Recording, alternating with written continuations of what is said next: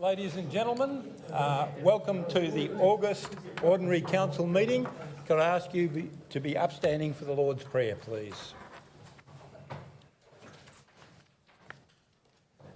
Our Father, who art in heaven, hallowed be thy name. Thy kingdom come, thy will be done on earth as it is in heaven. Give us this day our daily bread, and forgive us our trespasses, as we forgive those who trespass against us. And lead us not into temptation, but deliver us from, from evil. For the kingdom, the power and the glory are yours now and forever. Whilst we're standing, I would like to acknowledge that we are meeting here today on the traditional land of the Brakelong people of the Gunai-Kurnai Nation, and I pay respect to their elders past and present. If there are other elders present, I would also like to acknowledge them. Please sit down.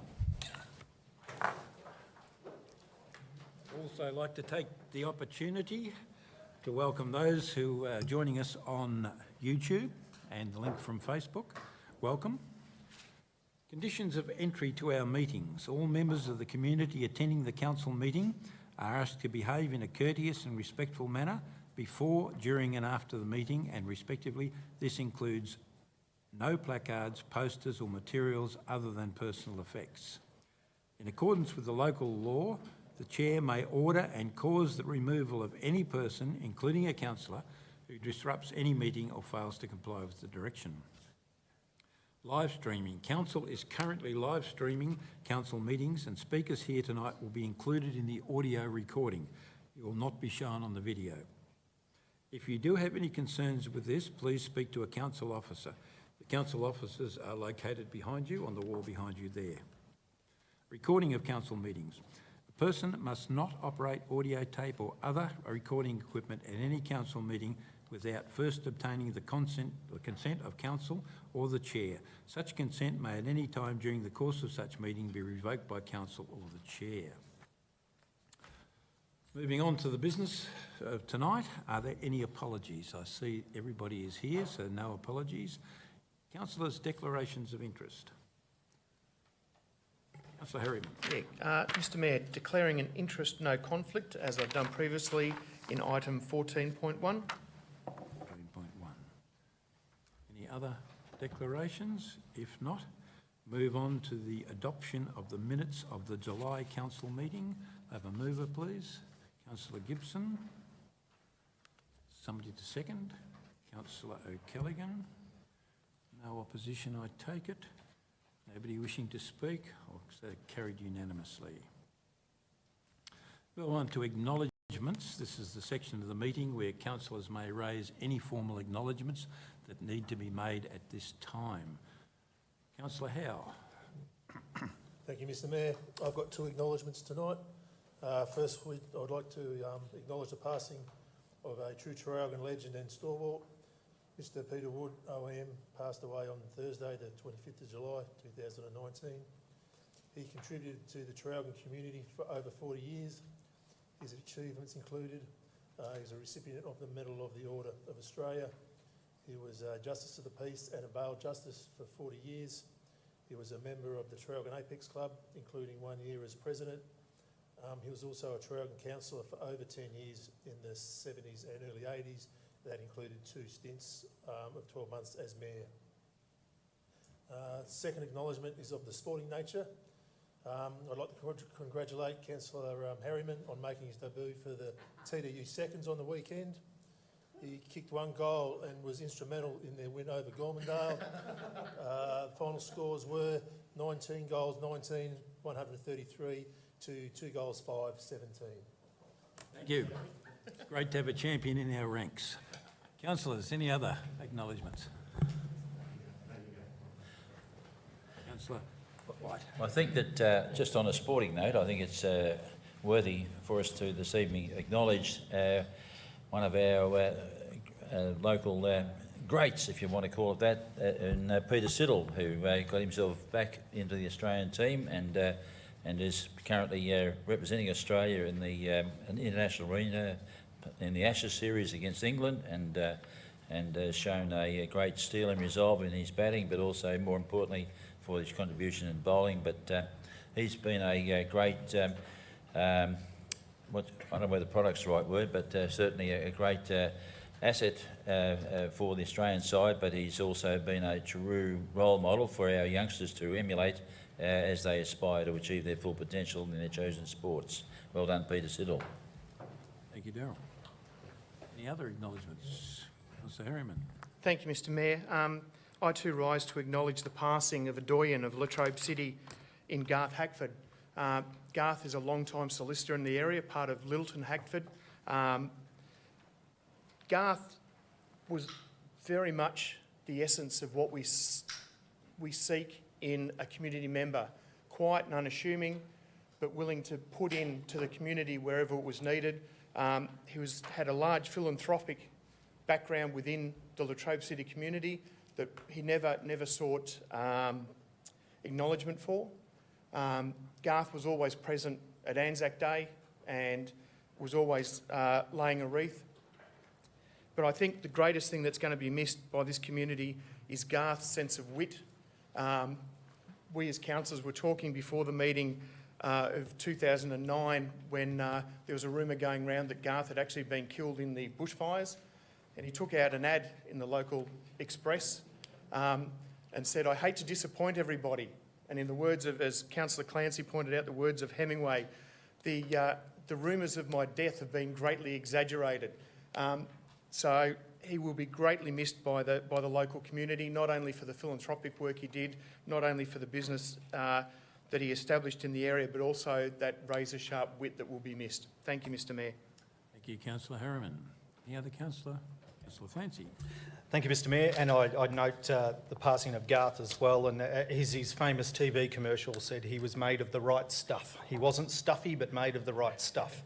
I rise this evening to talk about and acknowledge the Latrobe Theatre Company. Now, Latrobe Theatre Company are our local community theatre company. They've been going for 56 years in Latrobe City, Latrobe Valley, and they were the Latrobe Light Opera Society before that, as I know Councillor McFarlane used to sing with Latrobe Light Opera Society.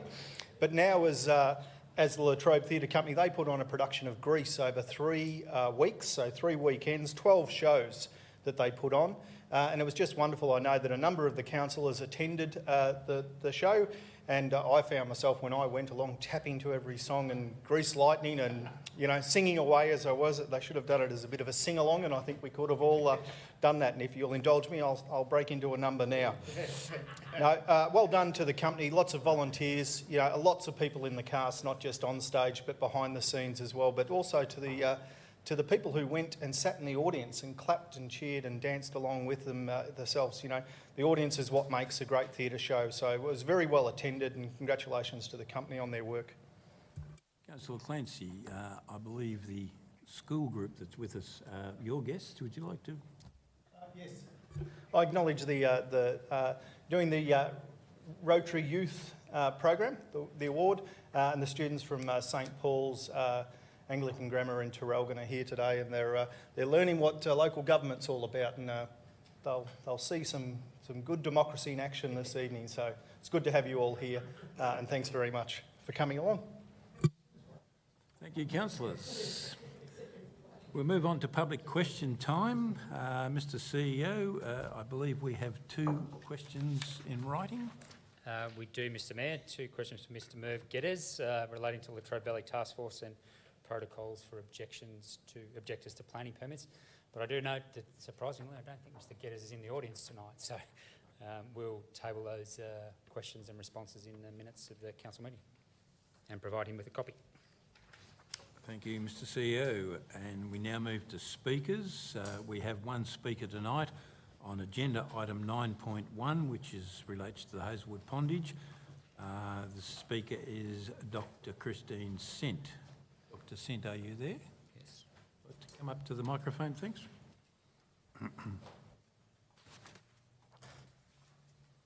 As a former councillor, you're well aware of the 3-minute rule, so we're in your hands. Thank you. I speak to the motion of Councillor Alan McFarlane, which requests a detailed feasibility study to retain the Hazelwood Pondage. I refer councillors to the Environmental Justice Australia report Unearthing Australia's Toxic Coal Ash Legacy, authored by Bronya Lipsky, in which there are grave concerns about the leaking of ash ponds at Loy Yang and Yallourn power stations. They are described as ticking time bombs which are poorly regulated. The standard practice in Latrobe City can lead to groundwater contamination containing toxic heavy metals that can harm communities living near the ash ponds. There is evidence of an ash pond in New South Wales at Vales Point, established without community knowledge or community licence. There's long-term groundwater contamination at AGL Loy Yang, and torn liner and groundwater contamination at Energy Australia Yallourn. We at the Gippsland Resource Group understand that there is no mention in this report about Hazelwood ash ponds because legal actions taken against ONGI by the EPA and WorkSafe have not yet been settled. We believe it is premature to ask the government about a feasibility study into the future of the pondage while a huge asbestos dump for around 75,000 cubic metres has been dug in the Hazelwood ash pond. It is premature to consider the future of the pondage while there are issues relating to breaches of the EPA Act and WorkSafe, and it should be deferred until matters have been settled and made public. For this reason, we request that the motion be deferred pending the outcome of the court cases in relation to ONGI and their methodology and practices. Thank you. Councillors, any questions?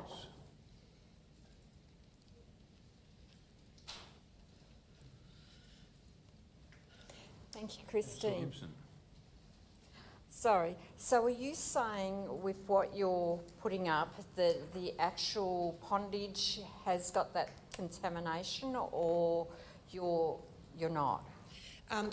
What we're saying is that there are a lot of environmental issues which are currently being looked at and which have not yet been resolved, and we feel it is premature to be looking at the future of the pond itself.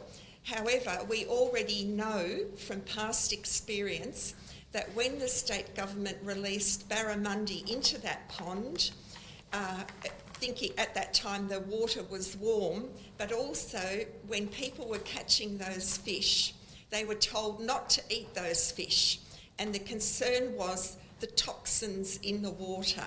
So we've got an issue with groundwater problems, we've got an issue with asbestos potentially being dumped at Hazelwood, and this other place in New South Wales at Vales Point have got an issue with it. And I would also like to point out that the Gippsland Resource Group did write to the Premier in early May expressing our concern about the dumping of asbestos at Hazelwood when there had been no authority for it given by the council. No worries, thank you. Councillors, any other questions? Thank you, Dr. Sin. Thank you. Councillors, we'll move on now to the notices of motion. Item 9.1 on the agenda in relation to Hazelwood Pondage. The resolution is on the screen behind me, councillors. Councillor McFarlane, you are the mover. Formally move it. Do I have a seconder for that? Second. Second, Councillor White. Do we have any opposition, councillors? No opposition. Do you wish to speak, Councillor McFarlane? I do, Mr Mayor, thank you. Mr Mayor, over the past year or so there's been lots of community discussion about the retention of the iconic Hazelwood Pondage, yet nothing has been determined to date. A technical report commissioned by ONGI suggested the structural integrity of the dam wall could be compromised and hence the water level is being reduced to a lower level. The scale of this asset is beyond our Latrobe ratepayer capacity, and yet the facility has provided a well-used location for water sports and other uses by Gippsland residents and beyond for over 60 years. The sorts of activities that have occurred there have been sauna sales, speedboat races, ski races and championships, the home of the Latrobe Valley Yacht Club, the saleability program for Gippsland residents with a disability, a number of community-based activities, and I can recall some years ago where the annual Relay for Life end of season activity used to take place out there, where they'd have things like raft races, really great community activity where hundreds of people attended, and also the casual local use. And I think most of us would be aware of many a local who's visited the pondage for a picnic, a swim or a fish. With all these uses came tourists and visitors, some of whom stayed for a few days. This has now all ceased, and I understand Onge's objective is to return the pondage to farmland. We now need to call on the state government for support. The Latrobe Valley has supported the whole of the state with the provision of power for well over 60 years. I think it's now time for us to get something in return. I therefore seek Council's support in requesting the state fund a detailed feasibility study on all the options of retaining Hazelwood Pondage, which may include at a reduced level. We further need to request the government negotiate with Onge to ensure no further works are carried out which may jeopardise any future retention of the pondage. It's also important that all our local politicians be aware of what we are seeking. By including them in the correspondence, we'll hopefully see their active support. I acknowledge Russell North's active participation in this space over recent months.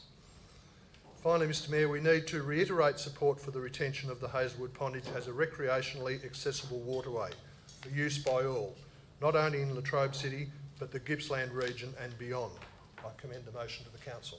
Thank you, Councillor McFarlane. Councillor White. Thank you, Mr Mayor. I rise to in support of the motion that we have before us this evening. And I suppose I had a fair bit to say about this in December of 2018, and when we sought to communicate with the Premier at that time. But as we all know, in 1964, the Latrobe Valley Yacht Club was formed, and I think initially it started off its journey in Lake Narracon. But it wasn't long before it became its home became the Hazelwood Pondage. And in that time, as Alan did indicate, Councillor McFarlane did indicate, that it's been renowned for its capacity to fulfil the many water sport requirements within Latrobe, but for the benefit of not only Latrobe but for people from all over Victoria in that regard.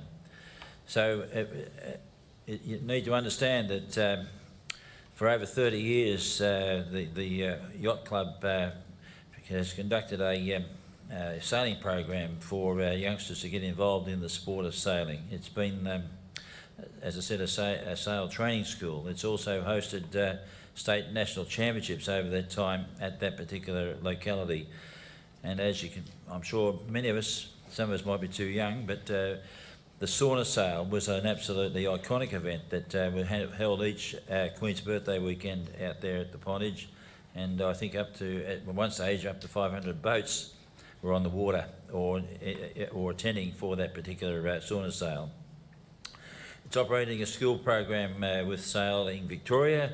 It's also offered the Saleability program, a critically important program for people with disability, and to give them a quality of life experience that Saleability provides. And up to 30 students have participated in this particular activity over when it's been held, and some of the graduates from that Saleability program have gone on to represent Australia in international events. It's also been the venue for open water swimming championships, been the venue for triathlon events regularly, and it's also very much needs to be understood that when the aquatic centre, the Hazelwood Pondage Aquatic Centre was built in 1969, It was the State Electricity Commission policy at that particular point in time to encourage recreational use of the pondage. In fact, the SEC made a significant financial contribution to the funding required for the Aquatic Centre to be established. So to infer that it was purely and simply built for the purpose of servicing the requirements of the power station is not right. It is important to understand that from the SEC's point of view, it had a dual purpose, primarily for the power station, but also for the community at large to be able to... I'd like to pause, Councillor White. Move extension, Councillor Harriman, second. Councillor Gibson. Thank you. All those in favour? Thank you. Carried. Continue. Thank you. So the Aquatic Centre has played a key role over the journey, and I believe, as a few rumours about Councillor McFarlane spending a bit of time out there in times past. But anyhow, the other thing to say in relation to all of this is that, as we all know, with the mining of coal here in Latrobe, that the state of Victoria has been a key significant beneficiary of the royalties that is provided. And for example, in the year 2016-17, there's $14 million went into the state's coffers as royalties, and which was just going into what do we call it, general revenue. And it hasn't, well, you might argue that some has filtered back to the community now through the Latrobe Valley Authority, etc. But so, in other words, in terms of the future of the Hazelwood Pondage, yes, we I think are advocating that it ought to be looked at in the context of perhaps being able to function at the reduced water level. It's still potentially feasible to meet the needs of the yachting club and the sailability programs, etc. If the waterway was held at the lower level of 2.7 metres, and that's really, I think, the key message that needs to come out of this, and that we're really asking the state government through the Premier not to deflect it, but to get involved, please, directly, and to work with us to find a future, because this is a state tourism asset. It is an icon which really does not need to be lost to the state of Victoria. And it is true to say that when asked, the representative Tony Inochenji, the site manager for Hazelwood, way back in December, was asked whether anybody had asked about perhaps was the pondage available for sale, or any conversation had been had, and the answer was no. Well, we're saying now the answer is yes. We certainly clearly want to have that conversation. We want both the Premier and all of the regional representatives, whether they're from the government side or the opposition side of the state government, and even for feds for that matter, to get involved in this. This is one chance in a lifetime here to either decide, is it going to have a life or is it not? And we would argue that it should have a continuing life because of its history and because of its capability of being able to deal with the needs of the future Victoria. And in that regard, in terms of the feasibility study, it takes into account, I'm sure, all the kinds of concerns that perhaps were raised by the former Councillor Sint. Thank you, Councillor White. The speaker against the motion. Another speaker for the motion. Councillor Gibson.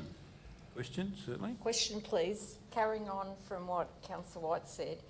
Now, I assume that the answer is yes, but with the feasibility study, that will take into account all the concerns about the EPA, the asbestos and everything that Councillor Sim brought up. That'll be overseen in that feasibility study, yes? My understanding is the ash ponds at Hazelwood are over 1 kilometre from the pondage, but I'll defer to the CEO. He may be able to answer more fully. So I think through you, Mr Mayor, as the motion is written at the moment, requests that a study be undertaken in relation to options available retaining the pondage. So it could potentially cover those matters. It really depends on the scope of the work. So I think the intent of the motion is to engage with the government to seek their support to actually undertake that study. So there's probably a bit more detail to be fleshed out in terms of having that conversation, but the first step is to get them to agree to actually help participate in this process. No worries. Thank you. You wish to speak? Yes, happy to speak. Bearing that in mind, and I cannot see the government going anywhere unless they address any danger that it would be to the community. happy to give my support because, yes, I take on board what both councillors have said about the different uses that have come up with the pondage. I know of many close to me who've used it with triathlons. I also know the students from Moe Life Skills, how they love going out on the water and the joy it brings them. And it is such an iconic pondage for us and a facility. So I'm happy to be on board with this. Thank you. Thank you, Councillor Gibson. Any other councillor wish to speak? Councillor Harriman. Thanks, Mr Mayor. I just want to reiterate what Councillor White has said and Councillor McFarlane has brought up. As a young fellow in the mid-80s, I was fortunate enough to go to Melbourne to go to university and joined the university sailing team. And I have to say, for somebody from this region, I could not get over the amount of knowledge and the excitement that was generated in that sailing team and across all the university sailing teams about the sauna sail event. It was massive. It was the social event on the calendar. So much so that a number of other clubs not associated with sailing came along simply because of the great weekend and the great time they had.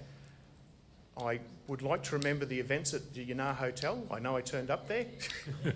I know I carried some people home, but it was the money that it generated for that region and the number of times that people in that sailing club would say they were going away for a weekend and they were taking the boat down to Hazelwood Pondage in the middle of winter or throughout the year to sail, and it led to a number of the universities getting together and having ongoing weekends down there and enjoying the hospitality of the Yanar Hotel. I just think it's too big an asset to lose, and I'm quite happy that Councillor McFarlane has put this up so that we can light a fire under the Premier and get some action taken before anything is done to destroy that asset. So I commend this and I thank both councillors for putting this up. Thank you, Councillor Harriman. Any other councillor wish to speak? If not, if not, I'll ask Councillor McFarlane to close. Thank you, Mr Mayor. Just briefly, I think a lot has been said. My concern is if we don't get something moving, then we get to a situation where it's perhaps too late. This resolution requests that feasibility study so that the government, along with the community, can look at all the options, and we need to start acting on it now. We've been talking about it for 18 months. There's been letters to and fro with no satisfactory outcomes to this stage. So I think this motion will hopefully ignite the fire, as we've said, and we'll get some answers from there. Thank you. Thank you, Councillor McFarlane. Having had speakers, councillors, we'll have to put it to the vote. Those in favour, Councillor White, Councillor McFarlane, Councillor Gibson, Councillor Law, Councillor Howe, Councillor Harriman, Councillor Callaghan, Nancy and myself, carried unanimously. Move on, councillors, to item 14.1, International Engagements and Investment Strategy. Just checking my notes, I think we had a declaration. Interest, no conflict, so that's okay. Yeah. Move, Councillor White. Seconder, Councillor Gibson. Yep. Any opposition, councillors? No opposition. Councillor White, do you wish to speak? I'll just very briefly, Mr Mayor, I think that there's been a great deal of work and processing, if you like to call it that, undertaken in relation to developing this international engagement and investment strategy, and I want to take the opportunity to acknowledge the contributions that have been made by all, and in particular I want to thank the officers who have been associated with the creation of the document that we have before us this evening.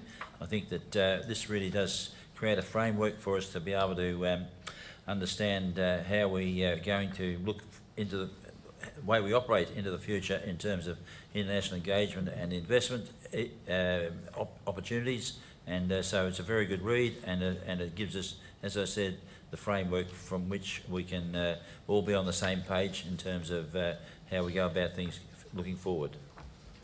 Thank you, Councillor White. Councillor Gibson. Just briefly, thank you, Mr Mayor. Happy to support this because, as you can see in the title, investment strategy, For so long, we've been hammered about international relations because of what does it bring. So that's why this is actually here, because we're looking at investment. What can we achieve out of our engagement with our fellow, I don't know the right word for it, partners overseas. It's all very nice to have a relationship with them, but at the end of the day, we need to be mindful of council dollars, and that's why this is so important, because it's about investment. What can the ratepayers actually achieve out of the investment? Thank you. Thank you, Councillor Gibson. We had no opposition. Would any other councillor wish to speak? If not, Councillor White, would you like to close? Thank you, Mr Mayor.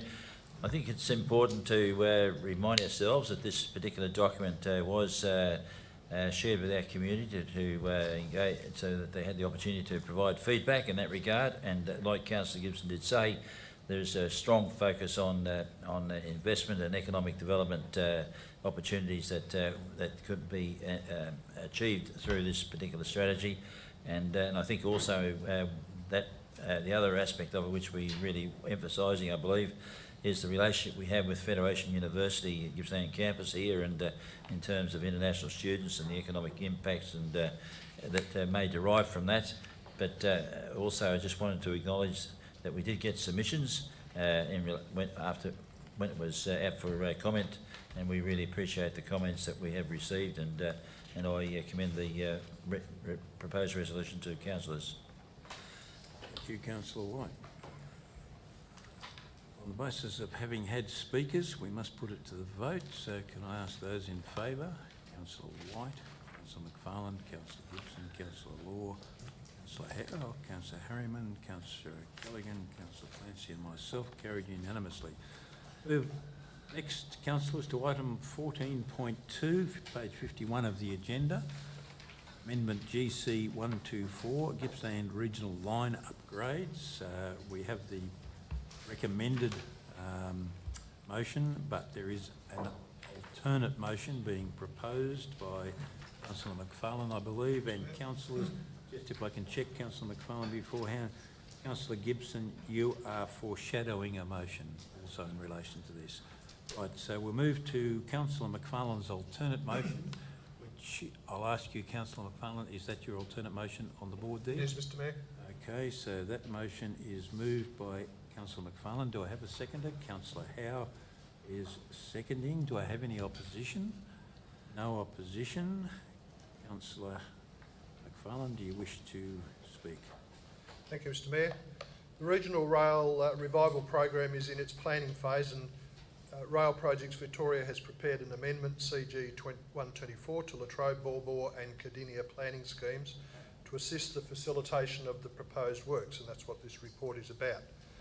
Second platform works are proposed at both Maule and Traralgon, in addition to a lot of other things, and a couple of issues are yet to be resolved. This motion proposes in principle support to the planning scheme amendment, however subject to the resolution of outstanding issues.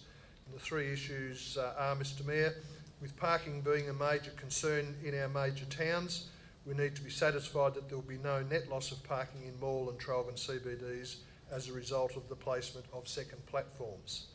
Secondly, the proposed Maule second platform is located at the rear of the Commercial Road shops, necessitating the relocation of a number of car parks. And whilst Rail Projects Victoria have identified an alternate location for these parks, we have raised with them the relocation of the second platform to the east, which could form a transport hub with the bus terminal. In our discussions with this group, they undertook to investigate that option. And thirdly, the Traralgon and District Arts Society will need to be relocated during these works, and again we are seeking agreement to finding a temporary location and an assurance that the Society will return to their current location once works are complete.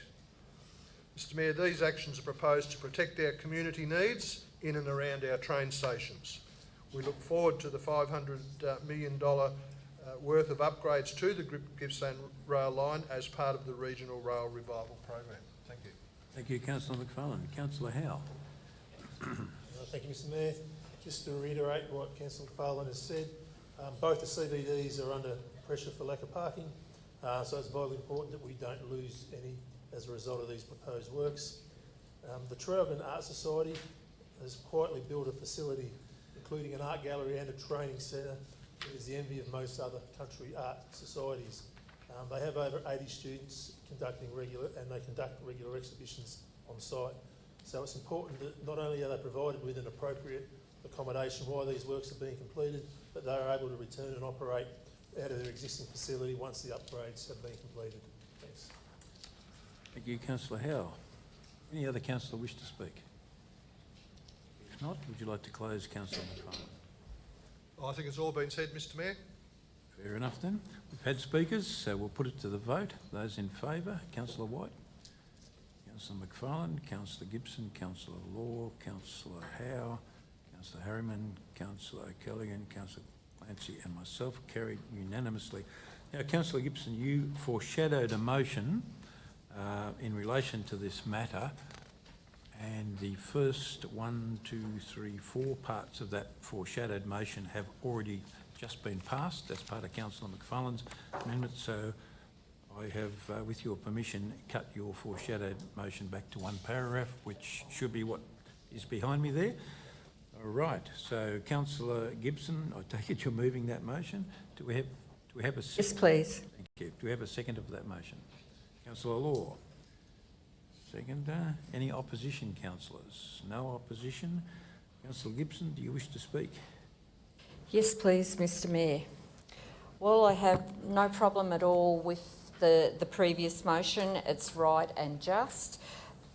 I also wanted to put that on the table that needs to be addressed as well. Not in the same part, it's not part of that planning issue at all, but let's not us forget that there are issues for Moe and Morwell with our disused service station and our parking issues. And that's why I thought, no, we need to have that front and centre with the Minister, that there is an issue here that has been on the books for years. Meetings have come and gone and it hasn't been addressed, and it needs to be addressed for both our towns, Moe and Morwell, in this situation. So that's why I've foreshadowed that motion. Thank you. Thank you, Councillor Gibson. Councillor Law. Thank you, Mr Mayor. Just quite simply, the disused service station in the Morwell precinct over here forms part of the original motion. So it is quite foreseeable that while they're solving the problem in Morwell, they might as well solve exactly the same problem in Moe. So it is just a simple thing. If you're going to fix Morwell and make it right, which we all want done, is that the action to solve that will solve the one in Moe. Thank you. Thank you, Councillor Law. Any other councillor wish to speak? No? Yes, Councillor White. I tried to resist. I commend Councillor Gibson on revisiting this issue, and because it's a saga. It's absolute. You know, it's really. I was going to use the word. Should I say it? It's a disgrace that it's taken this long to try and sort something out here in relation to these two service station sites. You know, that particular service station site here in Morwell, it's been sitting there, and there was a sign went up, God knows, about 2 years ago probably it is now, to say the future car parking site for the station there, and for one reason or another, something got a bit complicated about it, and it's just nothing's happened. It's been total inertia there, and so my understanding is obviously we've got the similar situation over at Moe, where there's an old service station site there. Obviously there's some issues. Well, I'm assuming that there's some issues with contaminated soils, etc. And surely to goodness, it's not that hard to remedy that situation. Let's get a solution for goodness sake.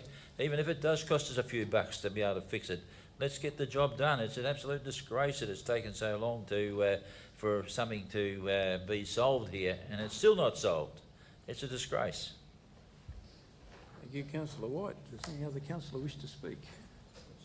If not, I'll ask you to close, Councillor Gibson.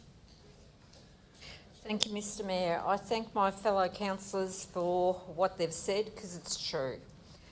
I see what's just out at our windows here, and I see what's out at Moe. Every year we come time that the grass grows, we have grass metres high, a metre high, and that's our entrance to our city. If you come off the freeway at the first exit to our city, you come along Lloyd Street, and what do you see? You see an eyesore. You do that in Morwell, you see an eyesore. Now, contamination, leases, all of that. Well, okay, we know about breaking leases. Surely it is not hard for the government to break a lease. They've got Attorney General, for goodness sake. I think they could do that. And as for the contamination, well, if you put enough concrete on top of it, there's no contamination. It's pretty damn simple. So I would strongly urge our State Minister to do something. It's very nice having the LVA spreading money, but when you have eyesores in our midst, what is that saying to people who we have coming down for all the different events, which is great, but it's still wrong. They're seeing eyesores, so don't waste the money that they're spending by not addressing this. Thank you. Thank you, Councillor Gibson. Having had speakers, we'll put this to the vote. We're voting on the foreshadowed motion, which is the one that appears on the screen behind me. Those in favour, Councillor White, Councillor McFarlane, Councillor Gibson, Councillor Law, Councillor Howe, Councillor Harriman, Councillor Kelligan, and Councillor Cansey and myself. Carried unanimously. That is the foreshadowed motion after item 14.2. Carried unanimously. Moving on, councillors, page 110 of the agenda, 15.1, Road Safety Strategy, consideration for endorsement. Do I have a mover, please? Councillor Howe. Seconded, Councillor McFarlane. Any opposition? No opposition. Do you wish to speak, Councillor Howe? Thank you, Mr Mayor. What we have here is our road safety strategy up for endorsement. This piece of work's been based on the safety system approach, which aligns with the Commonwealth and state towards zero road safety campaigns. What it works on is the 4 pillars of safety: safer roads, roadsides, safer vehicles, safer people, and safer speeds. This has gone out for a 5-week consultation. The feedback has come back. We have incorporated into this policy, and this is important. It comes at an important time. Lives lost so far on the Victorian roads as of the end of July is 174, which is 50% up on last year. So I really need to get this passed and try and save some lives. Thank you, Councillor Howe. Councillor McFarlane? No decline. Okay. Would any other councillor wish to speak? On that basis, Councillor Howe, I have to offer you to close if you like. Okay. We've had speakers, councillors, so we'll have to put this one to the vote. Again, those in favour, Councillor White, Councillor McFarlane, Councillor Gibson, Councillor Law, Councillor Howe, Councillor Harriman, Councillor Kelligan, You went early, okay. Carried unanimously. We'll move on to item 15.2, Councillors' presentation of draft I recognise you, Councillor White. Thank you. Presentation of draft Matheson Park Management Plan for a public exhibition. Page 243 of the agenda. The resolution is moved by Councillor White. I have a seconder. Councillor McFarlane. Any opposition, councillors? No opposition. Councillor White, do you wish to speak? Thank you, Mr Mayor. Matheson Park in Churchill is a bit of a hidden gem in a way, although it's becoming more known as time goes on. And it's even, I'm reminded of Councillor Callaghan here, and Hidden gem. something to do with German Shepherds and good for obedience training, I guess you call it, and for the dogs, that is. And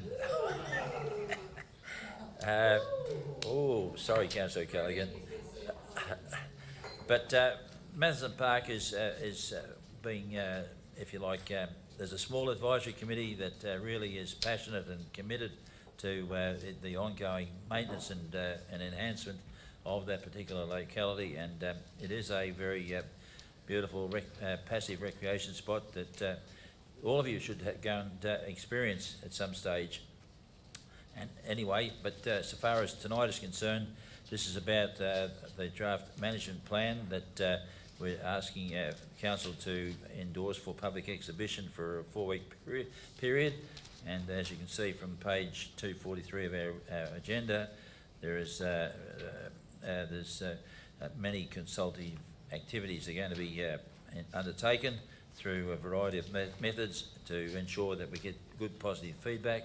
But as I said, I think the document itself is a very worthy document, and but any comments that would enhance that document going forward, that feedback would be much appreciated, Mr. Mayor. I'll turn the microphone on. Councillor McFarlane.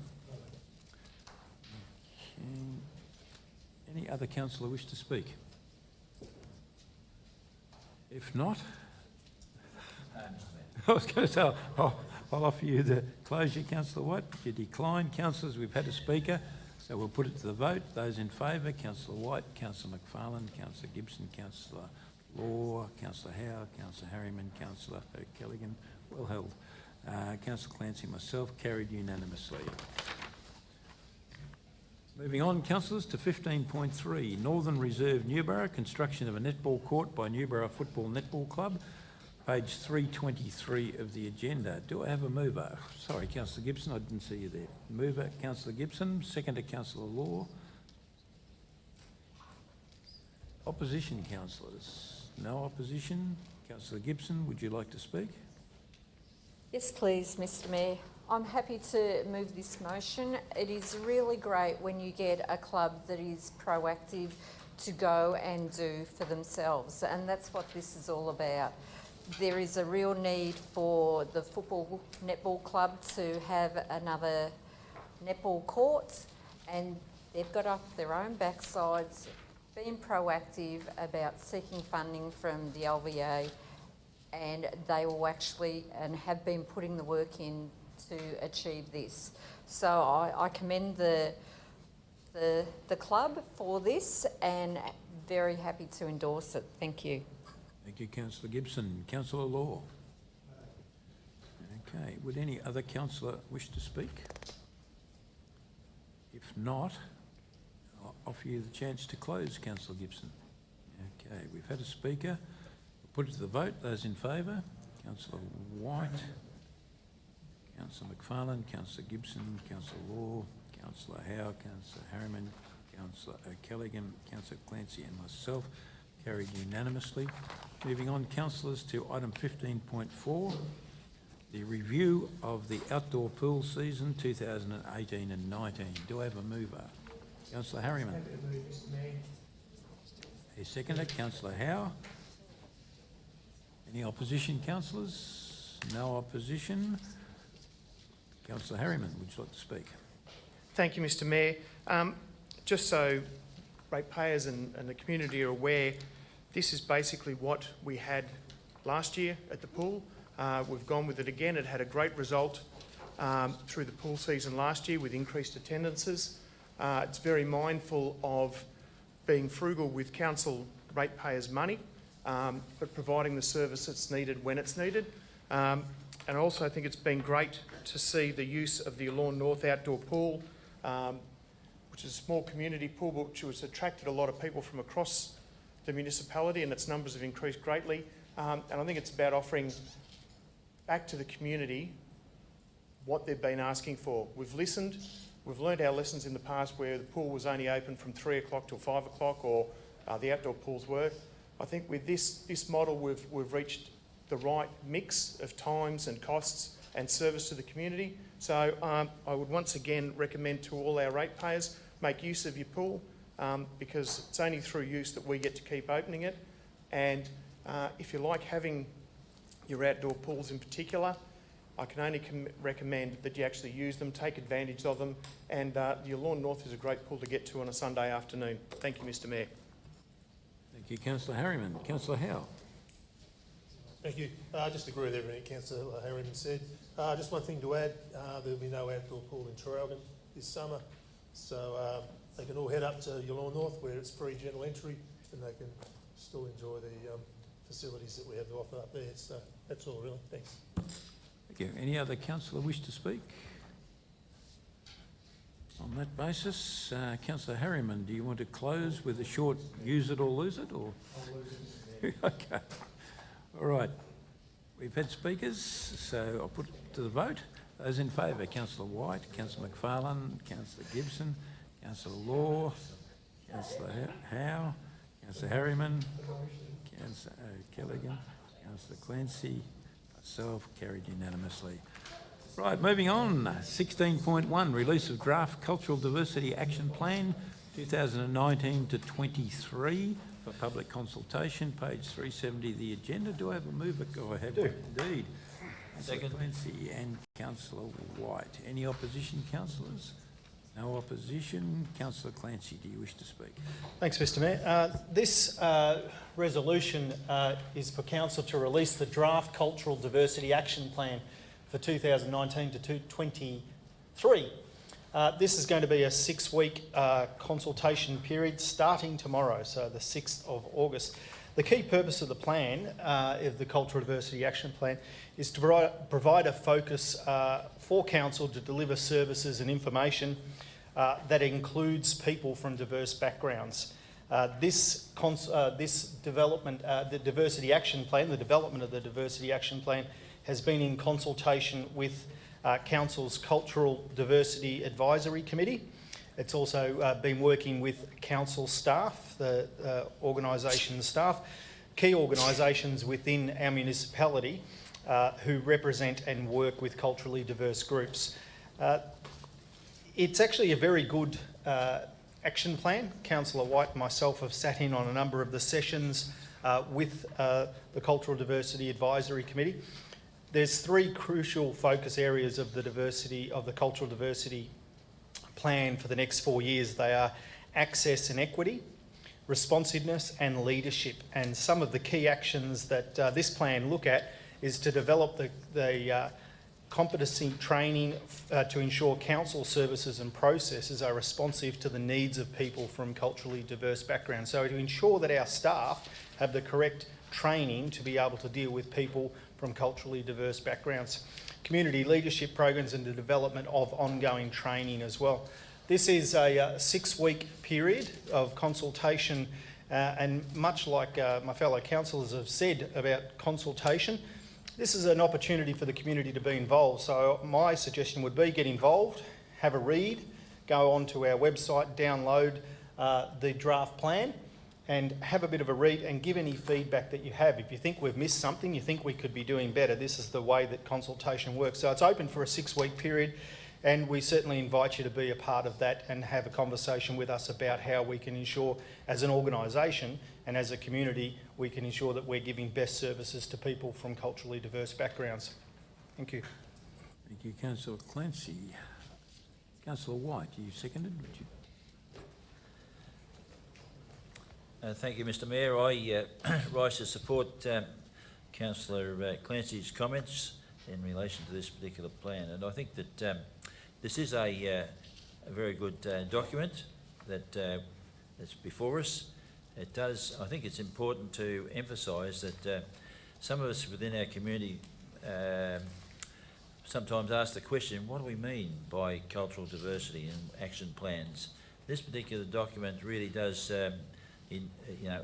give a good account and explanation of what we're aiming to address in regard to cultural diversity within our community. And I think that we're very fortunate as a council that the consultant who was engaged to do the piece of work was had some local knowledge and experience, having been, as I recall, a former staff member of this organisation many moons ago, and her experience at that time and the experience she gained subsequent from after being no longer with the organisation has really added another dimension to the content, I believe, that we've got in this document. And as Councillor Clancy did say, the fact that it's been through the process of our consideration by our Cultural Diversity Advisory Committee as well, and endorsed in that respect, it means that we're in, I think, in a good space to be able to share it with our community on a broader scale and seek their support and comments within that 6-week period. Thank you. Thank you, Councillor White. Does any other councillor wish to speak on this item? If not, Councillor Clancy, would you like to close? Ever so briefly, Mr Mayor, just as Councillor White has said, this is a very important document. One of the things that this document does, this action plan does, it actually solidifies council's commitment to a very inclusive community. So it's not just about our operations and the way that we work here at council, but it's also our attitude within the community. Is remiss of me not to mention the work that has gone into this by the staff and Steve Tong and his team that have worked on this for months and months and months. And this is not the first iteration of this draft. It's gone around and it's been working not only internally but externally with key stakeholders. So to Steve and his team, I'd like to take my hat off to them as well for their great work that they've done on this document. Thank you, Councillor Clancy. Having had speakers, we'll move to the vote. Those in favour, Councillor White, Councillor McFarlane, Councillor Gibson, Councillor Law, Councillor Howe, Councillor Harriman, Councillor O'Callaghan, Councillor Clancy and myself, carried unanimously. We move over, councillors, to item 17.1, which is a report for the period the 1st of April 2019 to the 30th of June 2019 on contract variations and contracts awarded by the Chief Executive Officer. The report is on page 395 of the agenda. Do I have a mover? Councillor White. Second? Councillor Second. Gibson? Any opposition, councillors? No opposition. Councillor White, do you wish to speak? No, Mr Mayor, self-explanatory. Okay. Councillor Gibson? Does any other councillor wish to speak? On that basis, not having any speakers and not having any opposition, I will declare that one carried unanimously. Moving on to item 17.2, consideration of gifts, benefits and hospitality policy. Reports on page 424. Do I have a mover? Councillor Howe. Thank you. Councillor Gibson. Any opposition, councillors? No opposition? Yes. Okay. I applaud you. We hadn't had any opposition all night. But, yeah, that's fair enough. But, right, we have opposition. Councillor Howe, would you like to speak? Thank you, Mr Mayor. This is the policy applies to all council employees, contract employees, as well as our councillors. As with all our other policies, it comes up for review, and this is what we're doing now. The main change is the inclusion of a low value threshold of $30. This is so any gift or a series of gifts from one donor, if it comes under that $30, we're not required to disclose it. When comparing to other levels of government and other councils, a lot of them come in at $50 or more, so we're well under that. This has been ticked off by the Audit and Risk Committee internally, so I'm comfortable with the change and happy to move it. Thank you. Thank you, Councillor Howe. Councillor Gibson. Thank you, Mr Mayor. As my fellow councillor stated, we're well under the threshold that many others adhere to. So we're actually trying to be more open and transparent. So happy to support this. Thank you, councillor Gibson. Councillor Harriman speaking against. Thanks, Mr Mayor. I'll try not to vent too much. I actually do support this and thank the officers for it. I just thought I'd take this opportunity to highlight how local government, which has been under attack for transparency and honesty by our state government, compares to our state government. We have councillors that will declare any gift $30 or above. What do our state politicians declare? Absolutely nothing, Mr Mayor. We have officers in this organisation who have to declare any gift above $30. We have the Education Department of Victoria. Mr Mayor, the gallery might be aware that recently, over the last couple of years, there's been talk of hundreds of thousands of dollars being misappropriated in the Education Department on red wine and entertainment. What level do we think we have where an organisation within the state government has gone and squandered, allegedly, hundreds of thousands of dollars, court cases pending? They dropped their limit to $100. Yet this is the same state government that has the nerve to come out and besmirch the name of so many good councillors, not only at this council but across Victoria, by indicating that we're not transparent enough, that we're not honest enough, that we don't give value to our ratepayers. It just irks me no end, Mr Mayor, that we have councils everywhere putting limits of $50 and $30 on gifts to councillors. And might I also mention, Mr Mayor, that if we happen to have, say, shares in a company like Transurban and they were going to do some work down here and we hadn't declared it, we'd be removed from council. I don't think that's applied to the state government at the same level.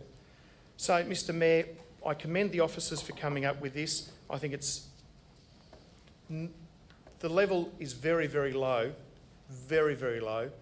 I don't agree with the level. I'm happy to work within it, but I just think the state government needs to have a look at what levels of transparency and integrity councils are putting on their staff, on their officers and on their councillors, and have a look at what they're putting on themselves before they go and start attacking local government. Thank you, Mr Mayor. Rant done. Thank you, councillor Harriman. I should have brought along, this week I received as a gift from a plastic recycling company, a picture frame made of recycled plastic, and the Act requires me to estimate what the value was. I suggest it was about $1, but never mind. So, any other councillor wish to speak? Certainly, councillor Clancy. Well, I recognise Councillor Harriman has been yerked.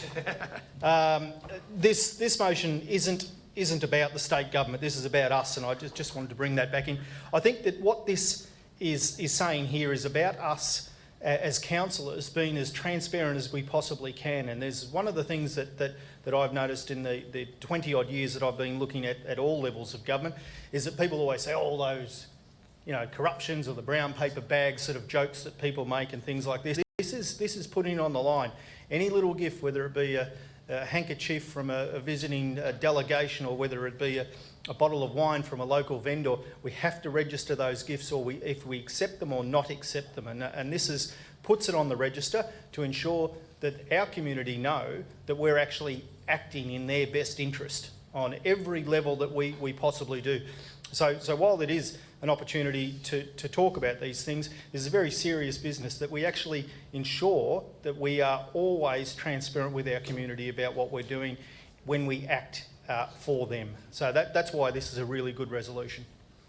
Thank you, councillor Clancy. Any other councillor wish to speak? Councillor White.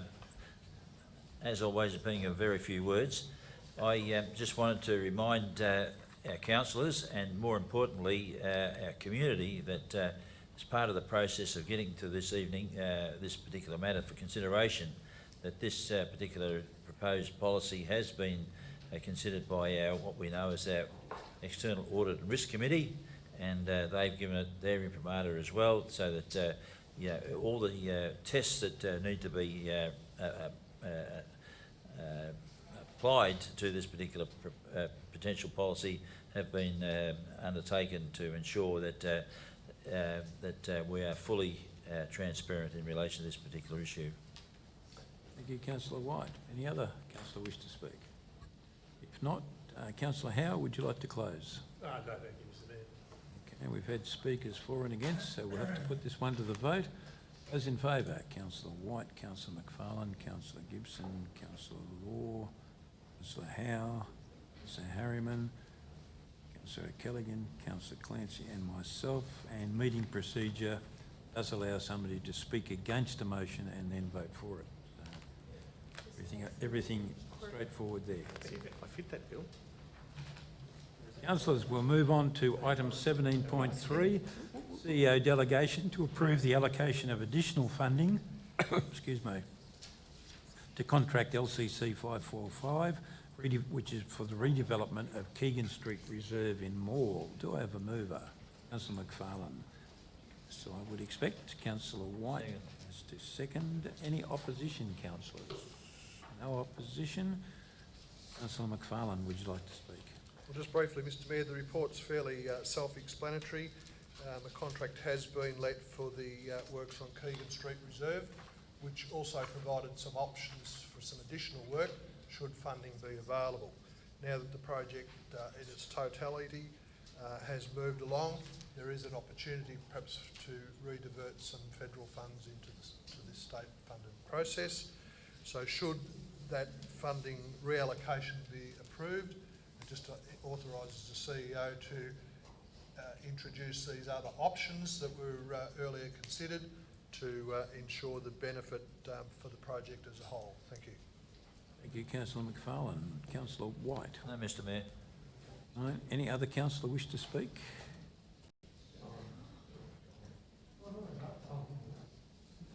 I take it no. In that case, Councillor McFarlane, would you like to close? Okay, we have had a speaker, so we'll have to put it to the vote. Councillors, councillor in favour, Councillor White, Councillor McFarlane, Councillor Gibson, Councillor Law, Councillor Howe, Councillor Harriman, Councillor Kelligan, Clancy, and myself. Carried unanimously. Councillors, move over onto item 17.4, tabling of assembly of councillor records, page 447 of the agenda. Do I have a mover? Councillor Gibson, thank you very much. Second? Thank you, Councillor Howe. Okay. Councillor Howe. I take it there is no opposition. I take it nobody wishes to speak, and I will call that one carried unanimously. Urgent business. Nobody has indicated to me, as they're meant to, of any urgent business, but I will ask the question. No urgent business. Move on to a motion to close the meeting to the public to allow contract matters to be considered. Councillor Gibson moving. Second, Councillor Law. I take it there's no opposition. All those in favour? Obviously no opposition. Carried unanimously.